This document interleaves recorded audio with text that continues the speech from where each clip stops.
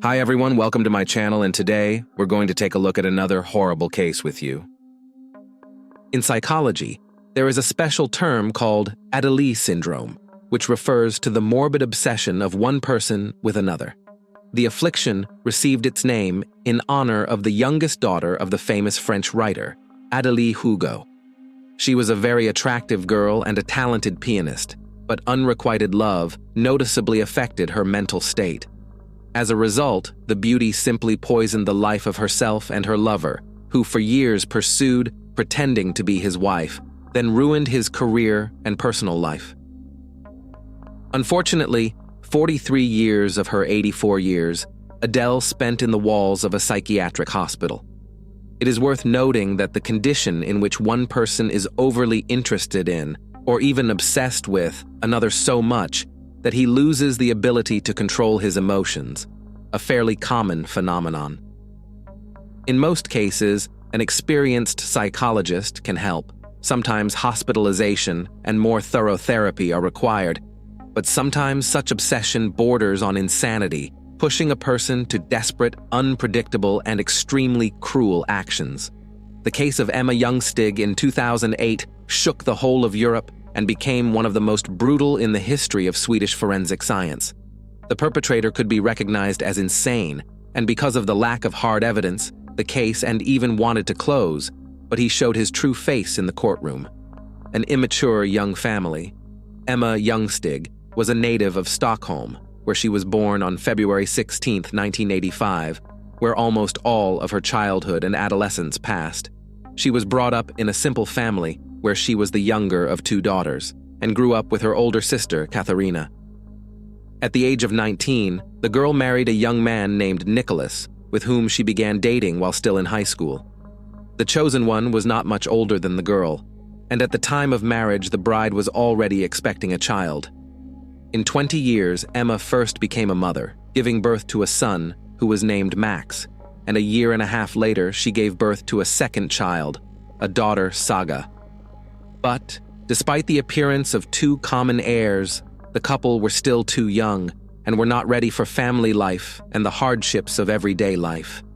They constantly quarreled over trifles, could not find a common language, and soon after the birth of their daughter, decided that they should separate. But then, the question of custody of children, which was solved very hard and painful. Nicholas sought not only to help the children financially, but also to take a direct part in their lives and upbringing. Emma was not against it, but soon she had a new romantic relationship. She moved to a small town called Arboga, located about 150 kilometers from Stockholm, to her new lover, and took the children with her. The ex-husband was against it, because he wanted to be able to see his daughter and son every day. Ex-spouses repeatedly met in court to settle the matter, and Nicholas even threatened Emma, which she immediately reported to the police. Problems could not be solved peacefully in any way, and each of the parents began to seek sole custody. New love. Emma met a guy named Torgny Hellberg through the internet. They quickly found a common language, got close, and a romantic relationship began between them. The young man was not confused by the fact that the 23-year-old girl already has two heirs from a previous marriage, because he had long dreamed of a family and was ready to accept them as his own children. The newly married couple first lived in a small house, which was inherited by Torgny by inheritance. But when the lovers decided to get married, they moved to a larger house, where they could live comfortably, and each of the children would have their own cozy room. The man at that time had a good job with a decent salary, and Emma was engaged in raising small children, as well as creating a home, but, being a designer by education, was going to work in the future in the specialty. The couple planned to play a wedding in the summer of 2008, but these plans were not destined to fulfill. Brutal massacre. March 17, 2008 was an ordinary Monday. Torgny went to work early in the morning and Emma stayed home with 3-year-old Max and 1.5-year-old Saga. In the evening, the girl was preparing dinner, waiting for her fiancé to return, and at the same time, she was chatting online with her sister, Katarina, discussing a gift for their parents' upcoming wedding anniversary. At about 6:30 in the evening, Emma received a call from Torney, warning her that he was late for work. He said they could start dinner without him. After the brief phone conversation, Emma continued with her household chores, fed the children, and then sat down at the computer again, continuing to text with her sister. At 07:07 p.m., their communication was abruptly interrupted, literally half a word. Katerina thought it was very strange, because she saw that her sister was typing a message to her, but for some reason never sent it. 5 minutes later, a worried Katerina called Emma, but she didn't pick up. Then she dialed Torgny's number to find out what had happened. The young man was on his way home from work and was just approaching the house, so he assured Katerina that everything was fine, that Emma was probably distracted by the kids, and that she would call her back as soon as she could. When the man arrived at the threshold, he was surprised to find that the front door was unlocked. When he went inside, he immediately noticed the mess, thinking that the children had made a mess while playing. But then he saw brown stains and stains on the floor, realizing with horror that it was blood. Hellberg called Emma and the children's names loudly several times, but no one responded. In the hallway on the floor, the man saw a strange object, thinking at first that it was a doll, because the figure was lying in a completely unnatural pose. As he got closer, however, he realized that it was Saga in a pool of her own blood. Her head and face were disfigured beyond recognition and turned into a bloody mess. A little farther away lay her brother in a similarly horrifying state, with a fractured skull. Their mother was also lying on the floor, covered in blood and in an unnatural posture. Her face was badly shattered and disfigured. It seemed that all of them were no longer showing signs of life.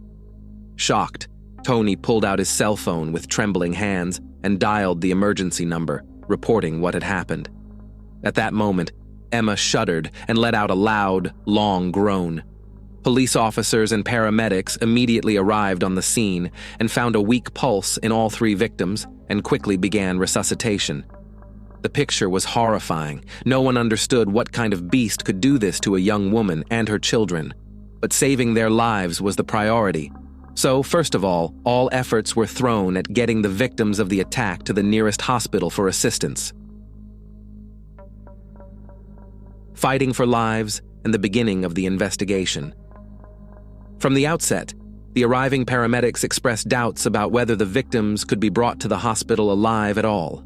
However, all three were still alive when they arrived at the medical facility. All were diagnosed with open head injuries, with severe brain damage and extensive blood loss.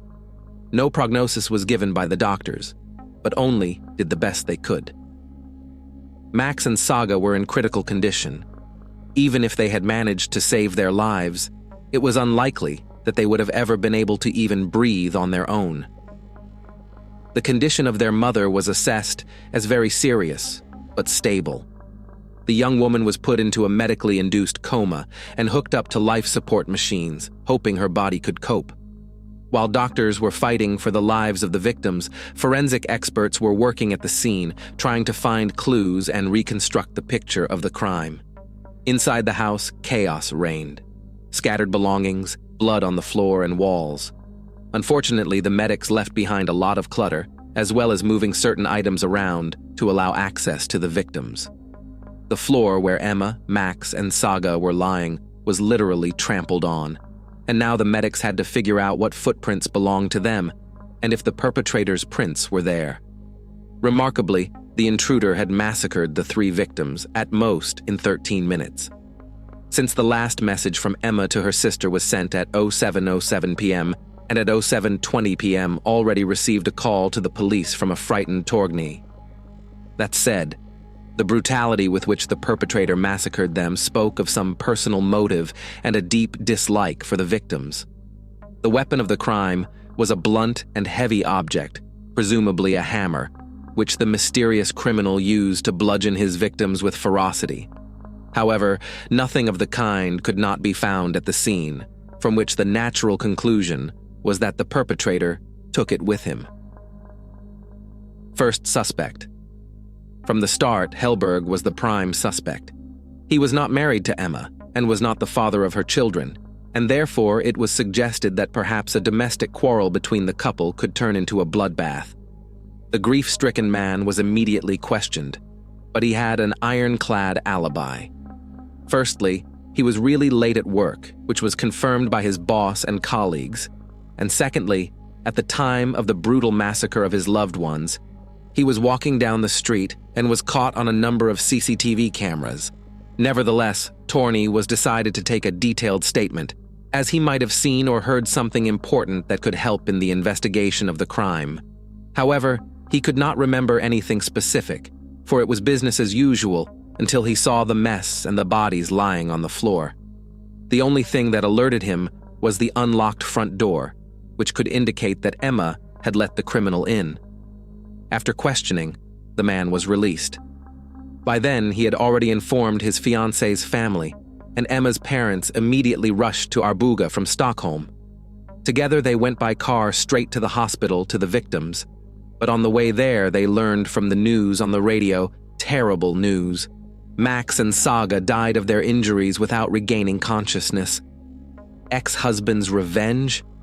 The new suspect was Emma's ex-husband and father of the children, Nicholas. The couple had been divorced for more than a year and parted peacefully. They did not manage.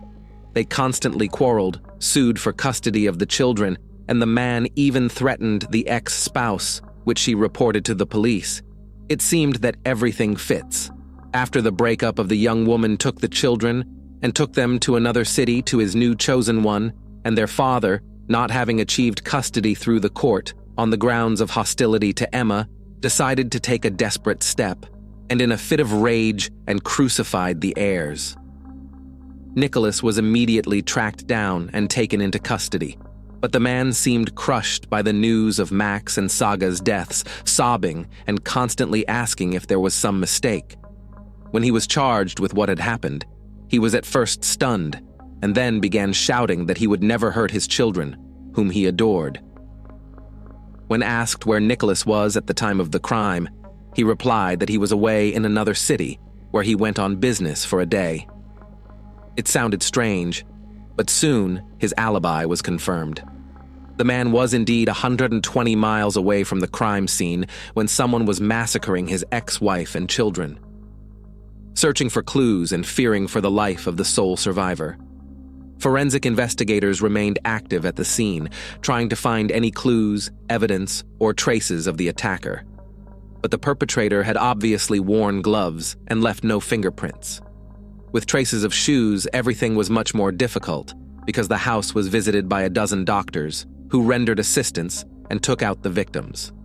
Now it was necessary to collect all the footprints there and to find out which of them did not belong to the medics, Torgny, or the victims themselves. The law enforcers were afraid that the criminal, having learned that Emma had survived, might sneak into the hospital and finish what he had started. After all, she was a crucial witness, and in case she came to her senses and could testify, she would certainly give him away. Therefore, a 24-hour guard was posted outside Youngstig's room. At the same time, neighbors were interviewed in search of possible witnesses. One woman recalled that at around 05 in the evening, a stranger in black clothes was walking around Emma and Torgny's house. She thought it was strange, but she could not see the man's face because it was hidden by a hood. However, the neighbor suggested that it could be a girl because the figure was short and fragile. The same figure in black clothes and with a hood on his head also got into the lens of the street surveillance camera, located on the store a couple of minutes' walk from the scene of the crime. It also appeared to law enforcement that the woman in the video was a short, frail-looking girl.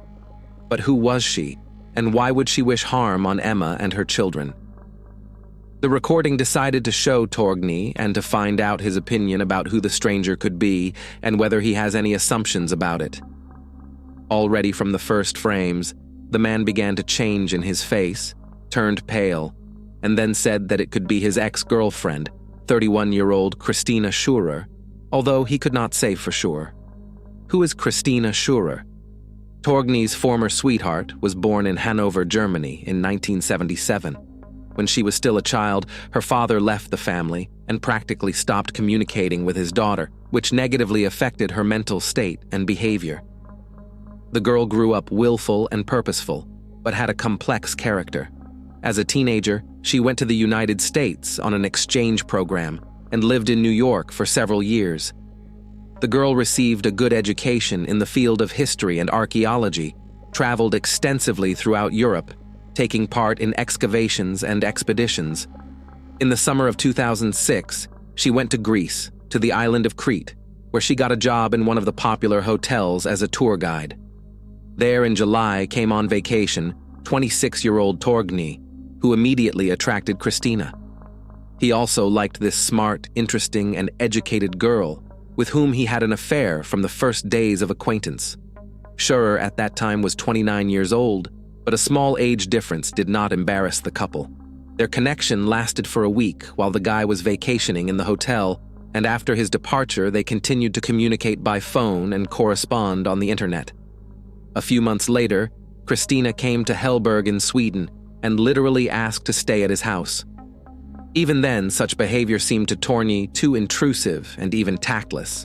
So when Christina offered him a weekend trip to the mountains, he refused and sincerely hoped that this was the last time they would meet. But the girl continued to call, write, and insist on a new meeting. In January 2007, during a phone conversation, Torgny told Christina that everything was over between them and they should not meet again, but Christina pretended not to hear it. She continued to call, asking to come to visit him, and calling Torgny to go on vacation with her. In the spring of 2007, Christina again came to Sweden and began to literally stalk the former boyfriend. She persuaded him to resume their relationship, although he honestly admitted that he is already dating another. Then Christina said that during the previous visit, forgot in his house something of the things, and she needs to take them away. Torgny agreed, but as soon as they crossed the threshold, the former lover tried to seduce him, and having received a firm refusal, said that he will still regret. 3 months later, Christina returned again and began to apologize for her behavior, again persuading the guy to get together, but he rejected her, and in the evening she called, saying that she swallowed pills because she does not want to live without him. Hellberg called her an ambulance and also called her family, telling them about Christina's antics and advising them to see a psychiatrist. After Scherer received the necessary care at the hospital, her mother took her away and placed her in a psychiatric hospital, where she spent more than a month. However, the treatment did not give much results, and the girl remained literally obsessed with her former lover, constantly thinking about how to get him back and inventing new reasons for meetings. In October 2007, Christina decided to move to Sweden and settled in the suburbs of Stockholm, where she rented an apartment with another girl. She started to pursue her ex-boyfriend again, and when she got to meet him, she told him that she had given birth to a son by him, but gave the child to a foster family. Torgny was shocked by this news, but what he was most interested in was when it had happened. The last time they had been intimate was more than a year ago, and after that, they had met 3 more times at different times, but Christine had shown no signs of pregnancy. She herself answered evasively, and each time added some new details. In January 2008, after a dozen unsuccessful attempts to meet with Torgny, Christina wrote him a message in which she told him that their son had been diagnosed with a certain hereditary disease, and now they should go to Germany together to see him. She also added that the child's adoptive father would contact him and give him the details. At this time, she and Emma were in the process of moving to a new home, and the girlfriend was aware of the whole story. She believed that Tony's ex-girlfriend was simply trying to lure him to Germany, and no son had ever existed.